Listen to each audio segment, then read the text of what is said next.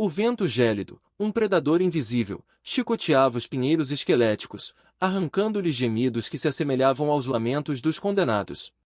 Cada rajada parecia roubar um pouco mais do calor exíguo que restava no corpo frágil de Elara.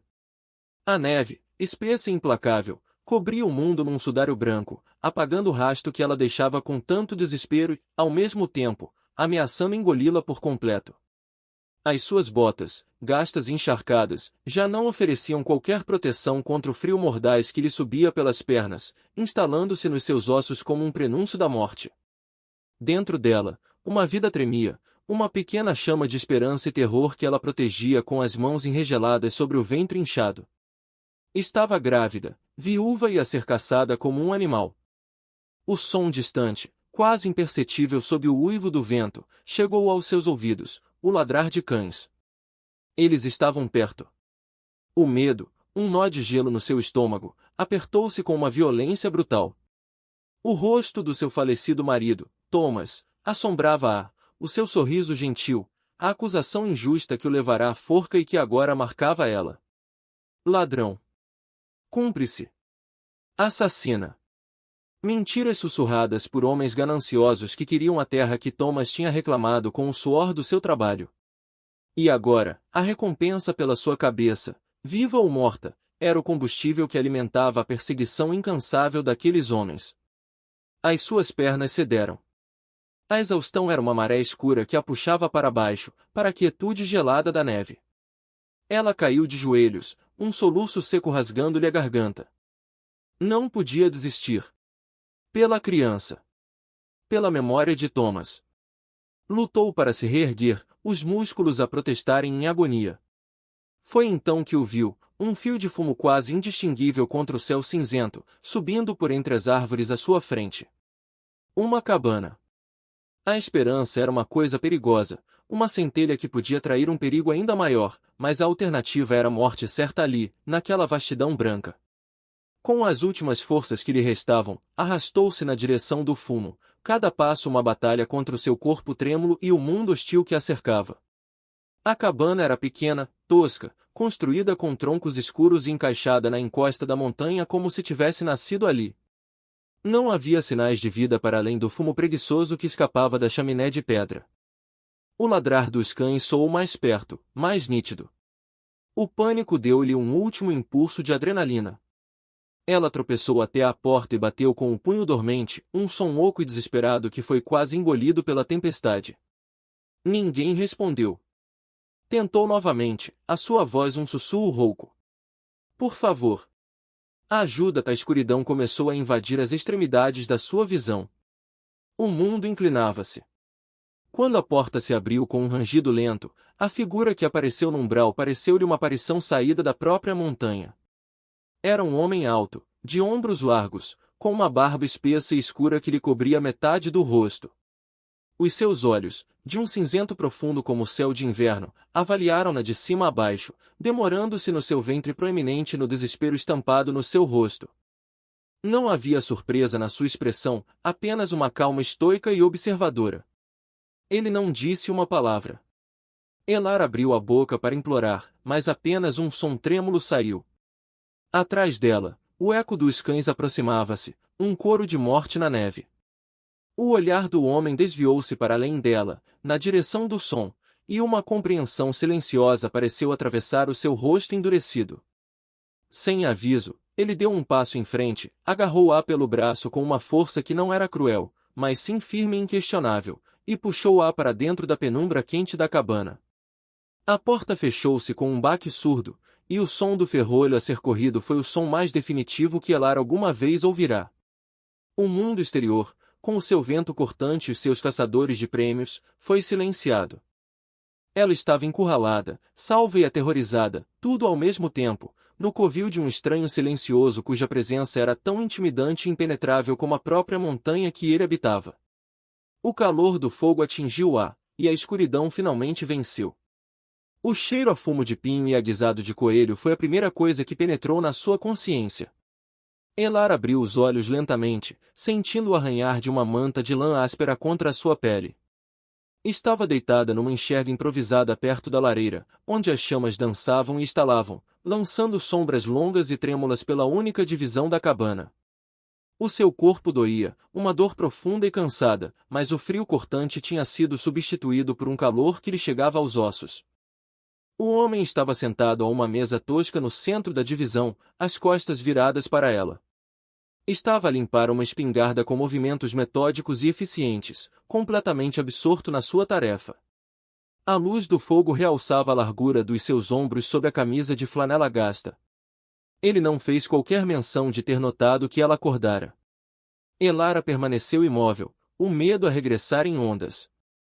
Quem era ele? Tê-la ia salvo apenas para entregar? A recompensa era tentadora. Talvez estivesse apenas à espera que a tempestade passasse. O seu silêncio era mais enervante do que qualquer interrogatório. Era um vazio que a sua imaginação apavorada se apressava a preencher com os piores cenários. Ela tentou sentar-se, mas um gemido escapou-lhe dos lábios quando uma cãibra aguda lhe atravessou as costas. O movimento do homem parou.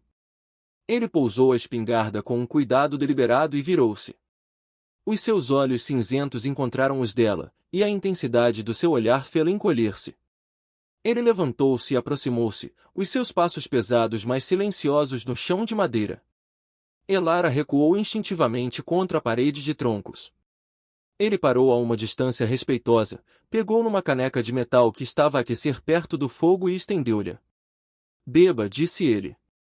A sua voz era grave e pouco usada, como pedras a rolar no leito de um rio seco. Era a primeira palavra que lhe dirigia. Hesitante, ela pegou na caneca. O metal estava quente, e o vapor que subia cheirava a ervas.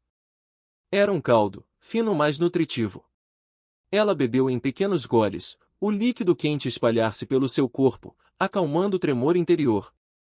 Ele observou-a, o seu rosto uma máscara impenetrável.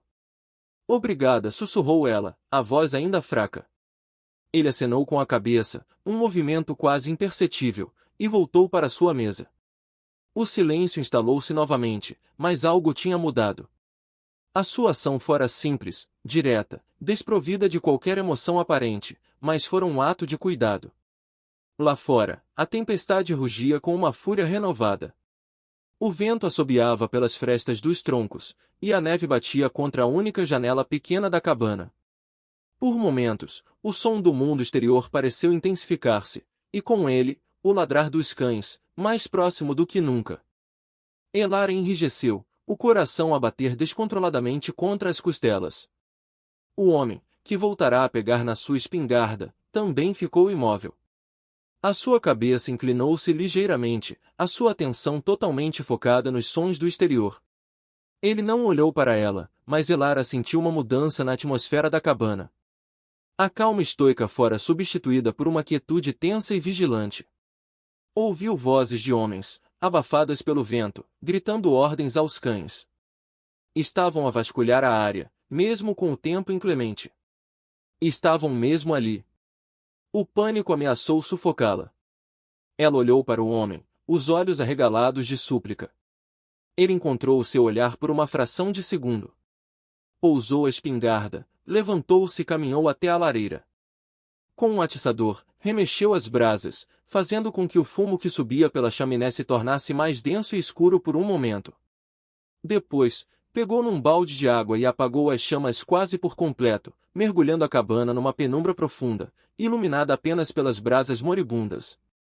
Ele fez um gesto para que ela permanecesse em silêncio, um movimento simples da mão, e depois posicionou-se ao lado da porta, imóvel como uma estátua de pedra, a espingarda segura frouxamente na mão.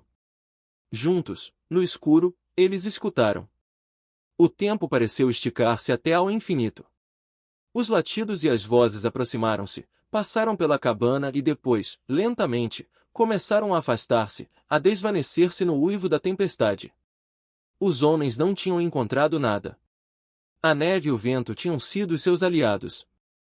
Só quando o último som se extinguiu é que o homem se moveu. Ele voltou à lareira e, com perícia, reacendeu o fogo. A luz dourada voltou a encher a divisão, afugentando as sombras.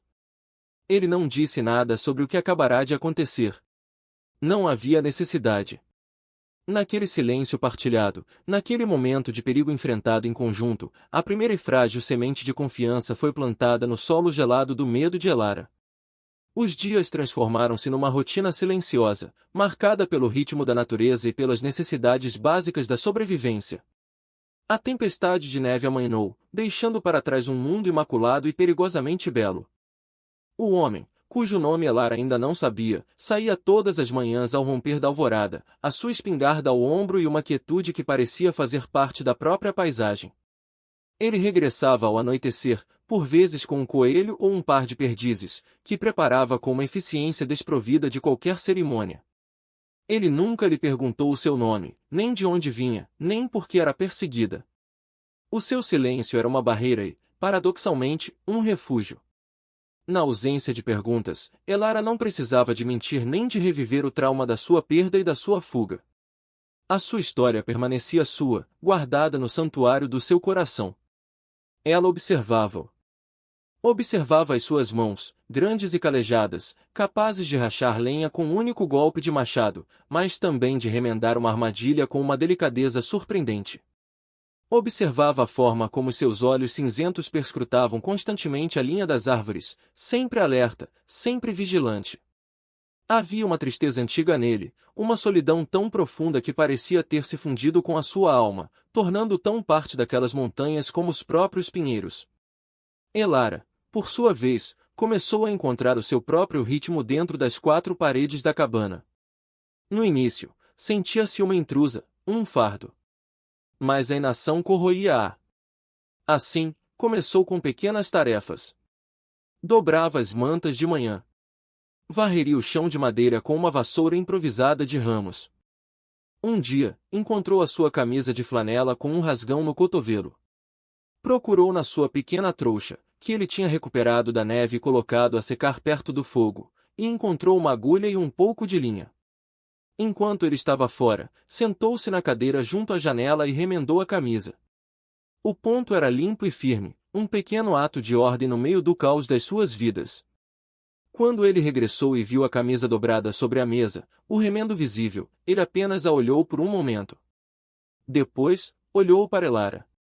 Não houve agradecimento verbal, mas ela viu algo no seu olhar, um reconhecimento, uma aceitação silenciosa da sua presença, não como uma hóspede temporária, mas como parte do pequeno ecossistema daquela cabana. A comunicação deles tornou-se uma linguagem de ações. Ela deixava um caldo quente a ferver quando ele voltava da caça. Ele deixava um pedaço extra de lenha perto da sua enxerga durante a noite para que ela não sentisse frio. Eram gestos pequenos, mas significativos, cada um tijolo a construir a ponte de confiança sobre o abismo de desconfiança que os separava. Uma tarde, enquanto ele esfolava um coelho do lado de fora, Elara foi subitamente atingida por uma dor lancinante no baixo ventre. A dor roubou-lhe o fôlego e fez com que se curvasse, o medo pela sua criança sobrepor-se à sua própria dor. Ela cambaleou para a enxerga, o suor a brotar-lhe na testa, apesar do frio da cabana. Ele deve ter ouvido seu gemido abafado, pois entrou rapidamente, a faca ainda na mão, os seus olhos a varrerem a sala à procura de uma ameaça. Ao vê-la contorcida de dor, a sua expressão mudou. A vigilância deu lugar a uma preocupação focada. Ele largou a faca, aproximou-se e ajoelhou-se ao seu lado. A criança, perguntou ele, a sua voz grave e urgente. Ela conseguiu apenas acenar com a cabeça, as lágrimas a escorrerem-lhe pelo rosto. É demasiado cedo, sussurrou ela, o pânico a estrangular-lhe a voz.